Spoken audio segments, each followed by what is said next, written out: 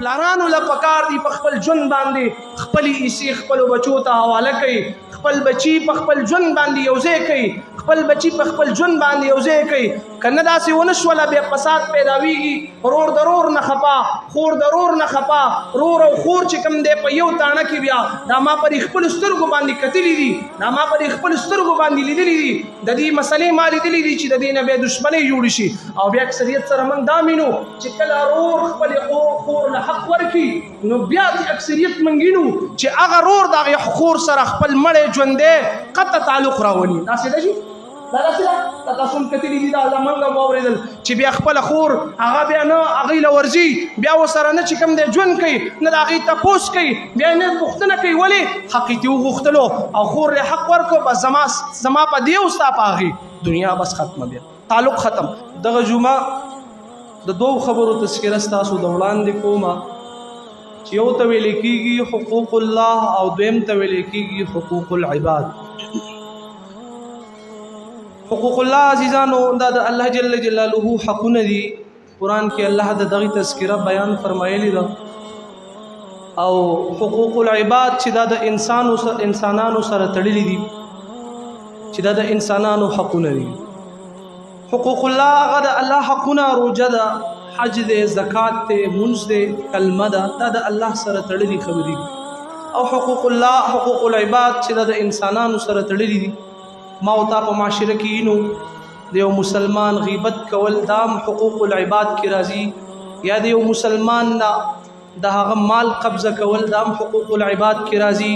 یا یو مسلمان باندې تهمت لګول دام په حقوق العباد کې راځي، یا د یو مسلمان بد بیانول دام حقوق العباد کې راځي، یا د یو مسلمان نظمکه نیول دام حقوق العباد کې راځي، یا د یو مسلمان په مال باندې اړامیدل او هغه قبضه کول یا قرض پیسې اخیستل او بیا نه ورکول دام حقوق العباد کې راځي. حقوق الله چې کوم دي عزیزانو الله جل جلاله قرآن کې صرف محض د هغې بیان کړی دی، روژې بیان کړی ده، دای نه دی ویلي الله جل جلاله چې تاسو 10 ورځې روژې ونیسئ. حج بیان کړی دی، تفصیلي خبره نه ده کړې. مونځ بیان کړی دی، د مونځ تذکره الله جل جلاله داسې نه دی ویلي چې تاسو د ماسپښین 2 رکعاته مونځ وکئ، د مازدیګر 2 رکعاته وکئ او دغه رنګې د ماخوستنې 2 رکعاته وکئ. دای پکې نه دی بیان کړي. داسې د حج خبره کړې ده، داسې د زکات خبره کړې ده، تفصیلي خبرې الله جل جلاله قرآن کې کړي دي، خو صرف معص نوم یاد کړی دی. سورة النساء کې اوس موږ وګورو عزیزانو، دی کې د انسانانو حقونه دي. د خپل خور حق په دې کې شته، په دې کې د ترور حق شته، په دې کې د رور حق شته، په دې کې د مېرنۍ او د خپل مور حق شته. معاشره کې موږ عزیزانو وینو، موږ اورو او دا موږ پر خپلو سترګو باندې مشاهده کړله چې داستان خلکو بچو ته پرېښودلو، دشمنۍ یې پرېښودلې خپل اولاد ته،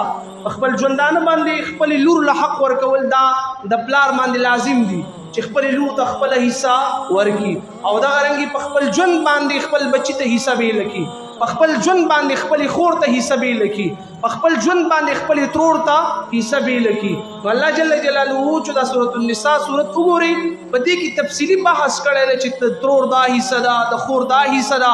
د رور دا حصه ده، د مور دا حصه ده، د مېرنۍ مور دا حصه ده، د خور دا حصه ده. نو الله جل جلاله بیان کړي دي تفصیلي چې دومره حصه ستا په مال کې د دوی کېږي، دا دوی ته حواله کړه. موږ وینو عزیزانو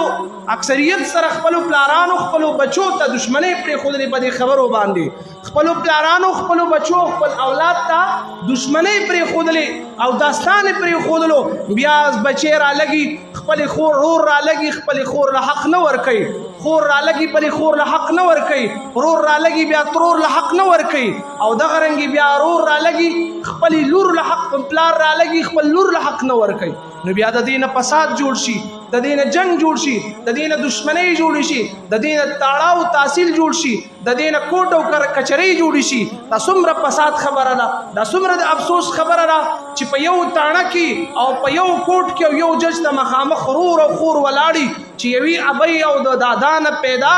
او په یو کوټ کې ولالي دواړه څه په باره کې راغلي هلکه جي زما د دې ورور سره حق دی مال نه راکوي یاره جي ما د دې زما ترور ده او زما د دې خپل خورۍ سره حق دی مال نه راکوي زما حصه د مال نه راکوي په دې باندې دا فتنه پیدا شي په دې باندې فساد پیدا شي او خیره لګي د خپل اوخي سره جنګ کوي ولې خپل خور له حق ورکا نو پلانانو له پکار دی په خپل ژوند باندې خپل ایسي خپل بچو ته حواله کوي خپل بچی په خپل ژوند باندې یوځای کوي خپل بچی په خپل ژوند باندې یوځای کوي کنه داسې ونه شوله بیا فساد پیداویږي ورور ضرور نه خپا خور ضرور نه خپا رور او خور چې کوم دی په یو تاڼه کې بیا دا ما پر خپل سترګو باندې کتلی دي دا ما پر خپل سترګو باندې لیدلی دي د دې مسلې ما لیدلی دي چې د دې نه بیا دشمنۍ جوړ شي او بیا اکثریت سره موږ دا مینو چې کله رور خپل خور له حق ورکړي نو بیا اکثریت موږ وینو چې هغه رور دغه خور سره خپل مړی ژوندی قطع تعلق راولي داسې ده شي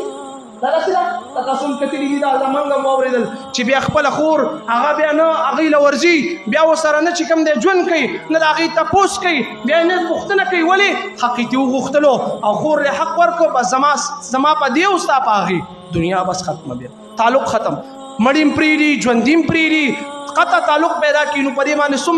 څومره الله خفه کیږي تعلق ختمولو باندې الله څومره خفه کیږي الله جل جلاله پدې باندې څومره خفګان ورځي هغه شیطان چې کمیشن کړي هغه په دغه کې کامیاب شو